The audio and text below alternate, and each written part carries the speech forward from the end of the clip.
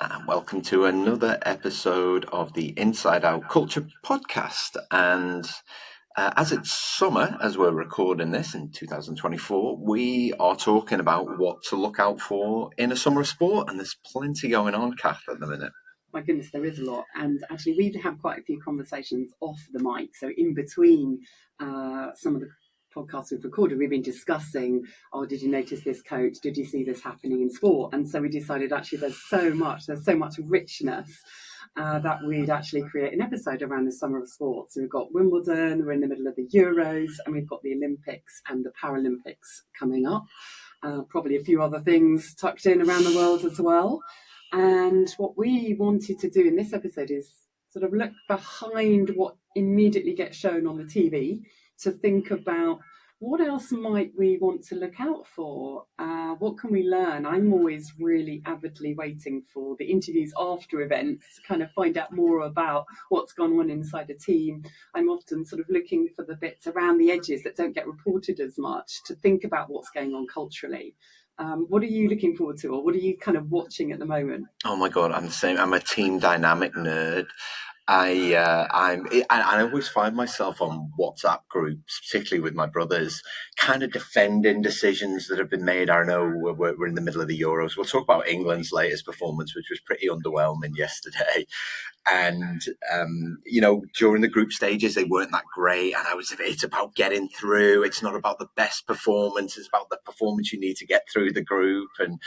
And so I'm always looking for interviews, what people say. I'm looking at body language on the pitch, which is something I'm fascinated by. So anything related to culture and what it does is it enhances my enjoyment of the sport, unless I'm watching Everton, my football team, in which case nothing enhances the enjoyment of that. So I mean, let's start with England because.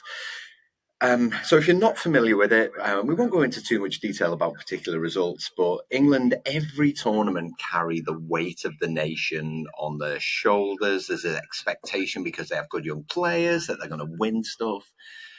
And they got through their group, but they really haven't played that well. But that's fine. Their job is to get out of the group. And then there was the first knockout game last night. So it was the last day of June, and they were bought, and then they equalised right at the death to send the game into extra time, and then they wanted. So you watched it, right? I'm assuming the family is gathered around the table. Totally. I mean, nothing could anyone. Sort of more people watch the Euros or the World Cup, don't they, than necessarily support the kind of Premier League. And we know a lot of people watch the Premier League as well, but it's something different when it's your nation, isn't it? And I'm a big fan of Gareth Southgate. I think he's done an amazing job. I think he's a very enlightened leader. I think he's very good at shaping culture. You can see he's really under pressure. So there's something about this tournament that has seen the brilliant individuals yet to kind of click as a team. I feel really disappointed by the really negative kind of media and commentary that are just slating him and to some extent slating some of the footballers as well. And for me, I think it's really fascinating. What is it that makes a particular group of brilliant individuals click in this circumstance and not in this circumstance? What are the things? There are so many uncontrollables around a team just because of the individuals, what's happened to them through the year, what's happened to them in their career, their own personal circumstances, the relationships within the group, when of course it's always changing. Every tournament you've got some older players and some younger ones coming in. So it's an ever-changing dynamic. And for me, I'm fascinated. So rather than just start writing the obituary of Gareth Southgate, I'm thinking, wow, isn't this interesting? We know he's a really skilled leader. We know he's delivered the best results we've had in my lifetime. So that's half a century. And he's struggling. Isn't that interesting? It shows you how difficult this is. It shows you how complex the alchemy is of getting a team to click. What are the things that aren't working? And, certainly I think one of the things he did bring in was a certain freedom that previous teams, the great individuals in the Beckham era, they never delivered as a team and they seemed to play under fear. And one of the things that felt Gareth Southgate freed them up in the recent tournaments when, last time round they got to the finals of the Euros, quarterfinals of the World Cup. I think the semi-finals was it before that. Was he seemed to give them a freedom, and now they've lost that again. And partly, I think that is raised expectations because they've done so well under him. But for me, that's just fascinating, isn't it? Because what can he do to create on this pressure cauldron a way of helping them just come together and thrive. I was really struck by sort of Julian Nagelsmann, the German coach, who's also fairly new in. There have been some question marks over where the German team have been for some years. And he said, 30% of coaching is tactics, 70% is social competence. And so that's what we're watching. And we know that's complex, just as it's complex in all the organisations and workplaces we're in.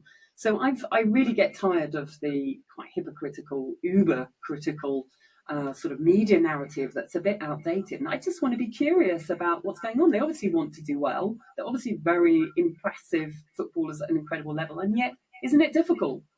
Yeah, it is. I think let's just park the English media to one side. English media, when you're bad, they hate you, and when you're good, they love you. There's just no middle ground, and it's funny. I'm in the process of moving back to the UK, and I'm not used to the adversarial nature of the media. Or I'm sorry, I've forgotten what it was like living in Australia. It's just not like this at all. And so I think the media will see it as their job to poke holes in coaches that don't achieve, particularly when they've got a group of young players. I don't know much about Gareth Southgate. I don't know him. I know from people who do know him that he's a lovely fella. I know that he puts a lot of time, thought, and effort into culture. So for that, he has my respect. I think what I've noticed as a fan and also as an observer of team culture is that his decision making perhaps wasn't as quick as it should have been. So yesterday was a case in point. I think if I was managing a team and we were underperforming, and I always liken it back when I used to manage projects, is we had a deadline to hit and we absolutely had to hit that deadline. Sometimes you have to make the tough decisions, and I remember replacing personnel on projects because they just weren't delivering. And that's all I felt watching the game yesterday. I felt that he had the opportunity to change it, and I know he's a person that he likes to give players the responsibility to respond. And let's face it, he was saved by a moment of brilliance by one of England's best players in Jude Bellingham. And so I think that would be my only, not criticism, but my only I suppose observation is that he could have changed it earlier. And so I think some of the criticism that he's received for that is warranted. I mean, the English media like to go on the attack regardless. I think he simply can't win because if the results were great, they go, oh, so good. He trusts the players. That's right. He gives the team time to kind of get into the game. He doesn't mess them around. And then when it isn't working, it's sort of, you've got to change it. I mean, he said himself he was thinking of taking Jude Bellingham off. And he's the one that kind of brought that last kind of brilliant bicycle kick, life-saving goal. So it's such tiny margins. I think that the criticism suggests there is a right and a wrong, and with so many variables out on the pitch and literally a split second changes things. I mean, that's what makes the game interesting. That's why it's sport. Otherwise, we'd be able to predict they're a better team and so therefore they will win. It's because of that unpredictability that it's so compelling, and yet all the time we seem to be wanting to say, oh, that shouldn't be the case. We should be able to deliver X, Y, Z. So I think that the sort of commentary and the criticism it just doesn't really take account sometimes of the tiny margins of what makes a team not work is also what can make them brilliant. And it's just such a tiny shift, a tiny click, in a game where essentially it's a low scoring game. It's only one moment that suddenly shift things, or a couple of moments, because of the way football is set up. It gives the underdog a chance. It makes it quite difficult to dominate. And we are at a level where all these teams are really good. They're playing for their countries. And we've actually seen Germany struggle in games. We've seen France struggle in games. Italy are out. There's no sort of acknowledgement. Italy, who won last time. Yeah. So that also seems kind of odd to me. We should be celebrating, isn't it, how brilliant. It's such close margins. We're seeing the best at the top. Isn't it interesting how tight it is, how unpredictable it is?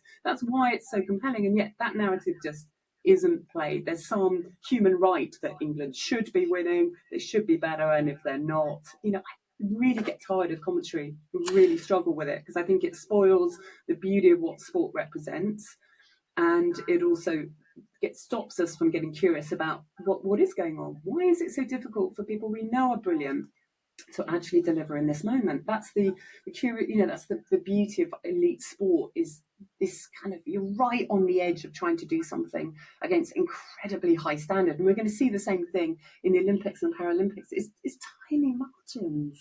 So that's our group therapy session for last night's England performance done out of the way. I want to talk about, I read a paper by Cruikshanks and Collins called Culture Change in Elite Performance.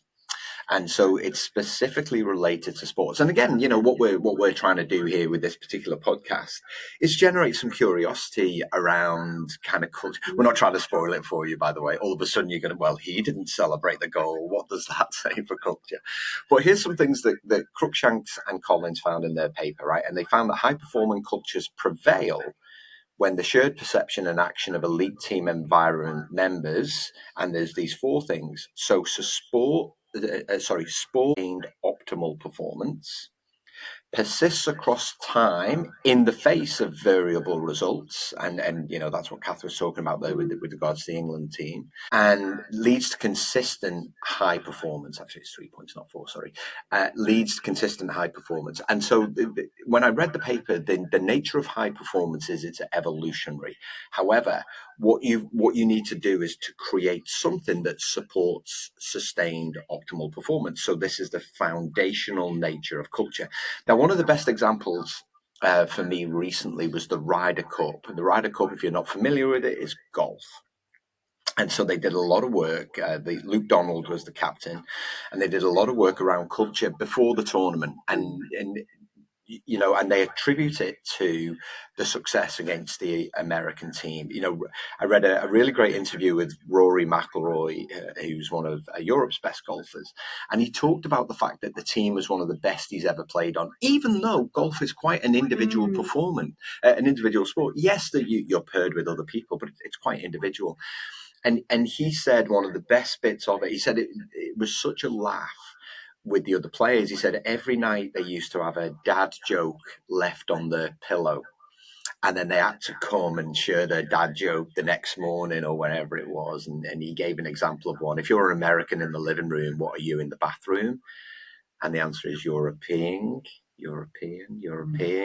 And so he said it's little things. He said, it's a dad joke. He said, but it's little things like that all helped to build the team spirit. Now, Kath, you're someone who's performed in elite performance, obviously at the Olympics. So I'm really interested in kind of your take on what you've seen. Has it changed over the years? I mean, we were talking just off camera about the way that medal winners are treated differently. So I think they'd be great stories to share with listeners. Yeah, so one of the interesting things about Luke Donald and that European Ryder Cup team is they work with Owen Eastwood, who's a brilliant performance coach who puts huge, and who Gareth Southgate in the England team formerly worked with.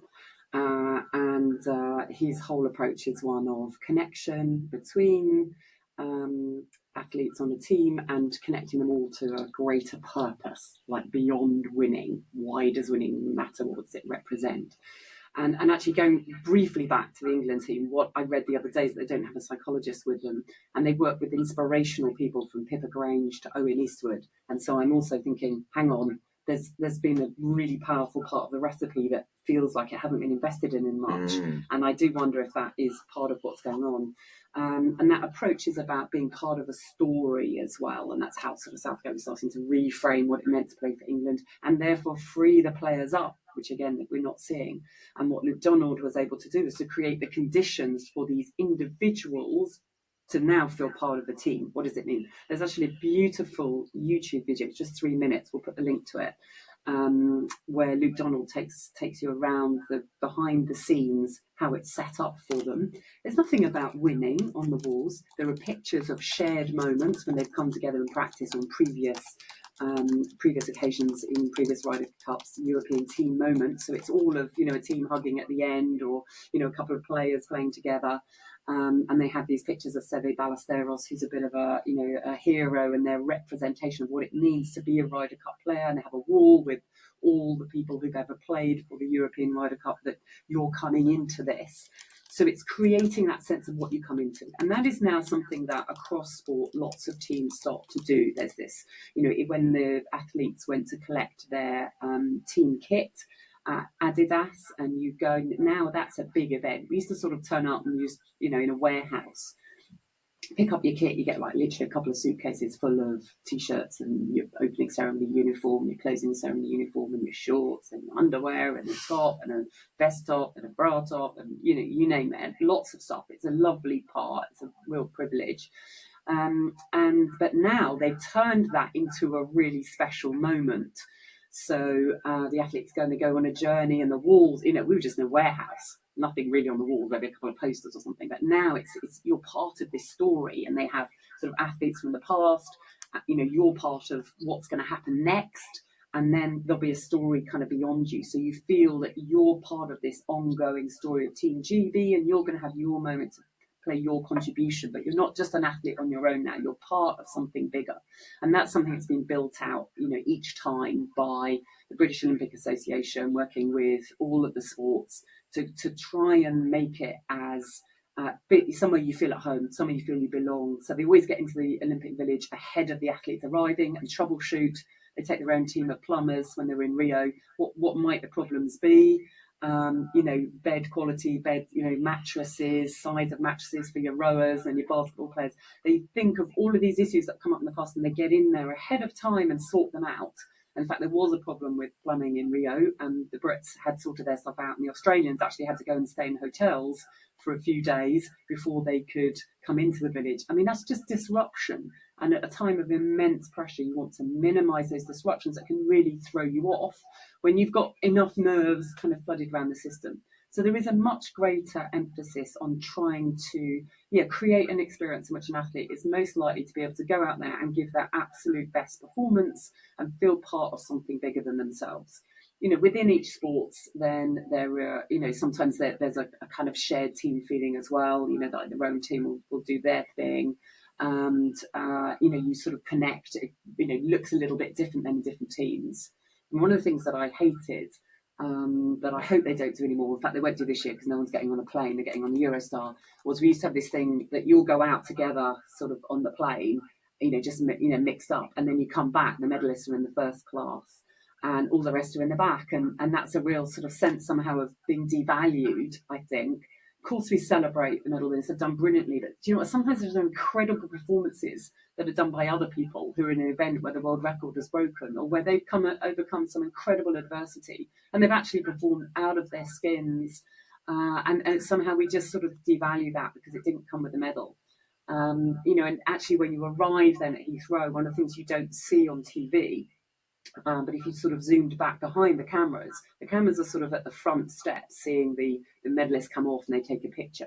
Meanwhile, the rest of the plane is kind of coming out the back steps and then walking behind the journalists taking those photos, feeling a bit kind of like nobody cares about us, it doesn't matter, we've failed.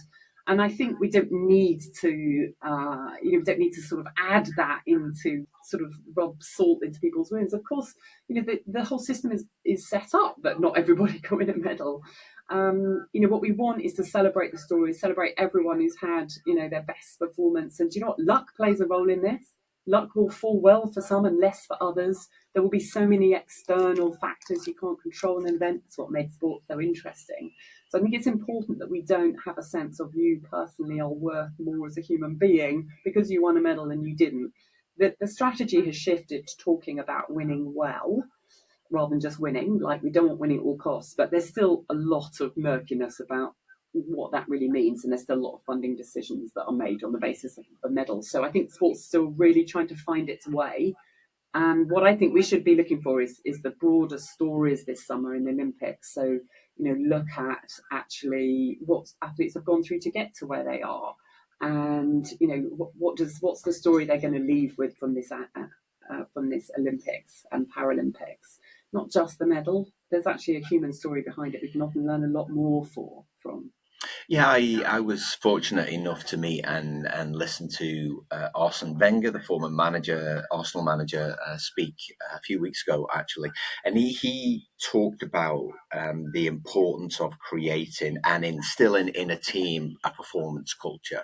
And he strikes me as someone who's always been ahead of his time. You know, he fundamentally changed English football with his real focus on diet and playing style and fitness. You know, and he said back then, he said, I was able to influence players, I was able to influence the club as a whole. He said, but it's not like that. So it's up to me to change, not to expect the world to change around me. And he said, you know, he really went performance culture for him is one where the players turn up with their own story, share that, and then ask, well, how can I get better with the people around me? How can I achieve my full potential, and what changes do I need to make to get there? And so he outlined that in his biography, My Life in Red and White, and he shared that. And I really like that distinction. You know, staying with football, Manchester United were one of the kind of the most successful football teams in recent memory. And, Alex Ferguson had a very, strict performance culture. And people often think that he was this hard Glaswegian and there was that edge to him. But if you listen to Phil Neville, who's an ex-Man United player, talk about him, he said he was highly emotionally intelligent. He really took the time to build relationship with players. And Steve McLaren, the ex-assistant manager, he said that, in an interview, he said at some clubs you get players who think they've made it either because of a big transfer fee or they're highly talented. He said, but at Manchester United, he said the manager and the other players would not stand for that. And I think that for me is what a kind of high performance kind of looks like. And you see this play out. The Chicago Bulls also a great example. But that really stemmed from the manager who's written a great book called 11 Rings, Phil Jackson. And every year, he used to build the culture of the team first. He used to buy each player a book that he thought they would enjoy, and then they all had to come back and talk about what they learned from the book. And the team set their own principles, but individually they had to be good, but also they had to work well as a team as well. And that's something that you saw on the court. That's something you see on the pitch, where you don't need just one captain. You need a team of captains who take responsibility at the right time. You can't have everyone as a captain at the same time. I like that sense of focusing in on that character piece, on who are we as people, and for me, I just find that fascinating. Particularly when athletes are, when the competition isn't going their way, and say for the England team, I'm fascinated. How do they manage that? Mm. What are they thinking? What do they go back to? What behaviours come out at that point? I mean, one of the sort of interesting developing stories from the Euros is the Spanish team, who seem to be firing on all cylinders, really impressive. So, again, I'm thinking, oh, what's going on there? And a colleague and consultant in the culture space, Jamie McPherson, a friend of mine, he was sort of been doing some research about Luis de la Fuente, who's the coach of the Spanish team. And he, interestingly, hasn't managed a big club, but has come up managing the juniors, the under-19s team that won in 2015, the under-21s that won in 2019. So he knows a lot of these players really well. And he has a really clear philosophy. And his philosophy is that a player's character and values are as important as form and talent. And he says, what surprises me is that it seems exceptional, something that we should consider as natural. I prefer to work with good people. Of course, great professionals, but also good people. He talks about this, he wants a great group of people, a great human group. And so I love this, plays to my approach to, focusing much more holistically on how, sport is a mechanism for developing who we are together rather than a mechanism purely for winning a medal. Only one team can do that, but actually all of the teams can explore collectively what they're capable of and test themselves under pressure. And that's the beauty of the setting. And so I think having a coach like that sounds really quite inspirational. And I think it's been impressive to see the impact of that. I mean, interestingly, Southgate started off with that, coming out of doing very well with junior teams as well. And that created some continuity and a sense of a common culture that these players were meeting at a younger age. And so you know what it means to be part of the England team, or in this case with Luis de la Fuente, you know what it means to be part of the Spanish team. And I do think that's so powerful. It's not something you can sort of suddenly fix. Like if something isn't going well in a game, you can't sort of in 2 days sort of suddenly change that. And that's the challenge. That culture is an infinite project, or I'm not even sure if project's the right word. It's infinitely evolving, as we often talk about, and then it's put into this finite competitive situation. And of course, that's a challenge, isn't it? To sort of, oh well, if something isn't right in the culture, I can't necessarily change it. We have to think sort of longer term. So I think it's attracting some different coaching talent now into it, more thoughtful people like Arsene Wenger, like Gareth Southgate, like Lewis Dillon. I think that also could apply into our workplaces, where we might think about how are we developing people in the workplace? Who are we becoming in the course of delivering this month's targets or this annual goal that we've been set? And I encourage leaders and managers to see that responsibility and opportunity to help people become better versions of themselves in the course of being part of your team and pursuing the goals that you're pursuing. Because I think that's where we humanize the cultures we're in. That's where it gets really, there's a bigger prize, a bigger opportunity, a bigger experience we can have and create in the environments that we're in. And I think it's important to remember all of the research. So Anderson 2011, Cranenberg 2005, Cuesta and Duda 2010, all points to the fact that defined group culture significantly shapes member cognition, member behavior, member development, member well-being, and member performance. And as Kath rightly says, if it's going wrong, you can't just be like, right, let's just bring everyone together. One of the classic mistakes often that I read about is when players go on these SAS training camps, and we think that will immediately change performance. Now, those things only help when the culture has already been defined. They don't actually define the culture in and of itself. And this is why Luke Donald, prior to the Ryder Cup, brought the team together. Pre-season is the perfect opportunity for football teams or what, baseball teams, whatever your sport is. It's the perfect time to define culture, just like Phil Jackson did for the Chicago Bulls and the LA Lakers. So you can't immediately fix it, but what you can do is create the foundations ahead of time such that when you need it, you can refer people back to what the agreement was, such that you generate that accountability all over again. I think there's going to be a really interesting thing with the Olympics this summer. We've got some really new events coming, or some events have just been in one Olympics and they're still sort of evolving. So you get some events that have been in, literally centuries. And now we've got breaking, we've got skateboarding, we've got sport climbing, we've got surfing that's actually out in Tahiti in French Polynesia. And I think they often have quite different cultures from the more traditional sports that have been in for decades or centuries. And I find that interesting to watch, to think also, from one sport to another, how does the culture shift because of the history, because of, the sort of traditions you might bring. And these are sports that haven't been shaped by being part of the Olympics, that often have not been shaped by winning medals at all. You see that with the Winter Olympics, some of those kind of the crazy, extreme, the ones where they're doing tricks and all of that. I can't remember what they're called now. And some of those sort of what's it? Skiboarding. Oh my goodness, I've lost it. Snowboarding. There it is. Yeah. You can tell I'm not a winter sports person. You can sort of see how they come from a culture where, like, taking a risk is what the sport is about, and it's better to have a go at something that's never been done before. And risk winning the medal. It's better, though, to do that. That's what the sport is about. And they're cheering each other on and they're going, wow, it's amazing you attempted that, whether you land it or not. And it'd be interesting to see over time whether that sort of shifts, whether the medals start to kind of creep in on their culture. But I often find some of those newer, younger sports have a really healthy perspective. I was listening recently to Sky Brown, the kind of incredible British skateboarder who won a medal in Tokyo. And they were involved in qualifying. She'd actually qualified and had a bit of an injury she was managing recently, but she went to do a competition to help her friend who's competing for Japan to qualify, because she wanted to make sure her friend was there. And I thought it was so interesting because it goes against this whole narrative of, my goodness, you're helping another country. What is going on? That she's her friend. They train together.